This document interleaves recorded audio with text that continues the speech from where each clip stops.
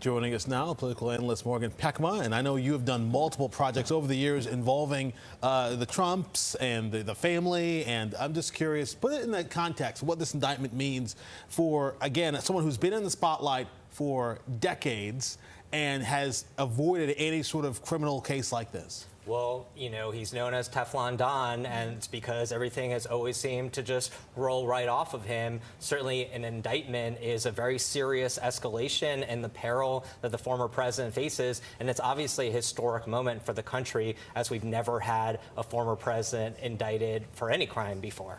We saw in Henry's live shot, it's relatively calm there, but it's almost a calm before the storm. What are we really looking at next week here in Manhattan, particularly Tuesday, when they say terms are being already set for the former president to come back into the state that he spent so many years as a resident to surrender?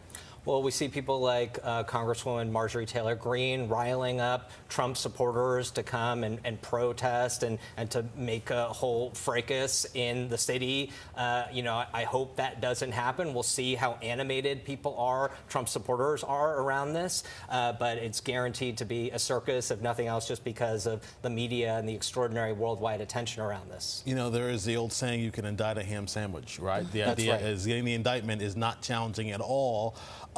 Clearly, the DA is going out on a limb here to bring this case. This is a humongous gamble for the Manhattan DA. I mean, it's being painted on the national stage like, oh, he's just trying to jump into the limelight. But if he loses this case, he's almost assured to lose his re-election bid. If he wins, he may be like the former Manhattan DA, Robert Morgenthau, and be DA for life. This case was sitting moribund for a long time. Bringing it back, we don't know the strength of the case yet, but this is a real big gamble. Let's talk about the race for the White House. How may this affect or not affect the 2024 campaign and the run-up to it?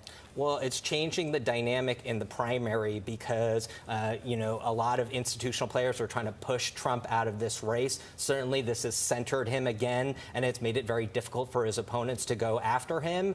But whether this plays well in a general election, does this bring new people into the Trump fold? It's hard to see that. And the details of this case are pretty tawdry. I mean, he's being accused of having paid off a porn star to cover up an extramarital affair. So, you know, I see the former president trying to play this up to his political advantage. It may help him in the primary, but does it help his overall image? It's hard to see how that plays out. All right, there's so much to watch as this plays out. Morgan, it's always good to get your insights on this one and on really all things politics, but this one especially. Thanks for being with us. Thanks, Corey. Thanks, Shirley.